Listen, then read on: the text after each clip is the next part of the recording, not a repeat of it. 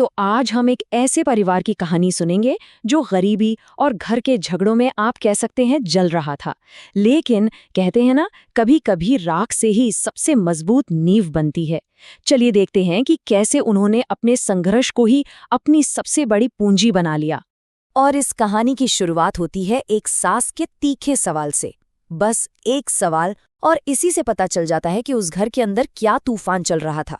असल में ये एक सवाल नहीं था, ये उस घर के बंटवारे की नींव थी। तो कहानी का पहला हिस्सा एक ऐसे घर में शुरू होता है जहां बाहर तो चिलचिलाती गर्मी थी ही, लेकिन अंदर जो रिश्ते थे ना, उनकी तपिश उससे भी ज्यादा थी। घर में 3 बहुएं और तीनों के 3 अलग-अलग चूल्हे, और हर चूल्हे के साथ एक नई शिकायत। मतलब ये सिर्फ खाना पकाने का अलग-अलग तरीका नहीं था, ये तो उनके बिखरे हुए रिश्तों और रोज-रोज के झगड़ों का सीधा-सीधा सबूत था।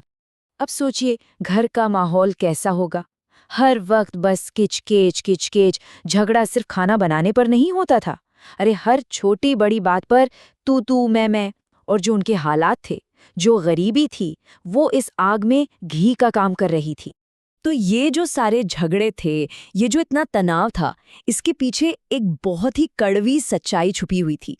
और वो थी गरीबी, एक ऐसा बोझ जिसने पूरे परिवार को दबा रखा था। उनकी जिंदगी ना छोटी छोटी मुश्किलों का एक जाल बन गई थी। जरा सोचकर देखिए, इतनी भयंकर गर्मी और पूरे परिवार के लिए सिर्फ एक पंखा, हैंडपंप से भी उबलता हुआ गर्म पानी आता था। ऐसी छोटी छोटी चीजें ही उनके रोज के तनाव और दुख को और बढ़ा रही थी। और ये जो रोज का संघर्ष था ना, ये आखिरकार एक ऐसे मोड़ पर पहुंचता है जहां सबके सामने उनकी बेइज्जती होती है। और यही वो पल था जिसने उन्हें बदलने पर मजबूर कर दिया। अब हुआ ये कि ये झगड़ा घर से निकलकर बाहर गली मोहल्ले तक पहुंच गया। 2 बातें हुईं। पहली, जब पड़ोसी घर आए और उन्होंने देखा कि 3 अलग-अलग चूल्हों पर चाय बन रही है, तो उन्होंने मजाक उड़ा दिया। और दूसरी घटना, जब तीनों बहुएं बाजार में ही सबके सामने लड़ पड़ी। पड़ोसियों ने जाते जाते जो कहा, वो तीर की तरह चुभ गया। ये सिर्फ कुछ शब्द नहीं थे, ये समाज में, मोहल्ले में उनकी इज्जत का सवाल था। बहुत बड़ी बेइज्जती थी ये। तो बाहर समाज में जो ये बेइज्जती हुई, उसने घर के अंदर एक भूचाल ला दिया। अब बात सिर्फ लोगों के ताने सुनने की नहीं रह गई थी, अब बात आत्ममंथन पर आ गई थी। और यहीं से सास ने वो कदम उठाया जिसने सब कुछ बदल कर रख दिया। सास ने उन्हें जो कहा, वो शब्द था पढ़ी लिखी गवार। अब इस ताने का मतलब समझना बहुत जरूरी है। ये सिर्फ उनकी हरकतों पर एक टिप्पणी नहीं थी, ये तो उनकी पूरी पहचान पर, उनकी पढ़ाई लिखाई पर एक सीधा हमला था। मतलब पढ़ लिख कर भी अकल नहीं आई। और जब उनकी शिक्षा को, उनकी डिग्रियों को बेकार कहा गया ना, तो ये अपमान एक चिंगारी बन गया।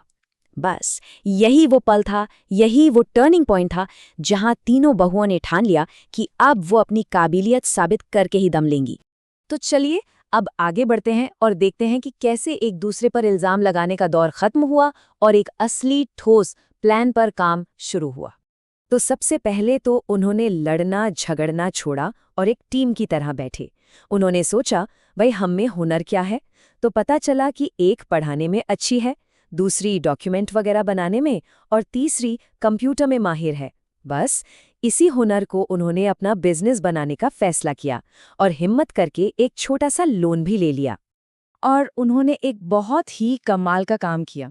अपने घर के वो 2 फालतू चूल्हे हटाकर उनकी जगह कंप्यूटर रख दिए। सोचिए ये कितना बड़ा सांकेतिक बदलाव था। जिन चूल्हों की आग ने घर में फूट डाली थी, अब उनकी जगह कंप्यूटर आ गए थे। एक ने बांटा तो दूसरे ने उन्हें एक कर दिया। तो इस नई एकता और इतनी मेहनत का आखिर नतीजा क्या निकला?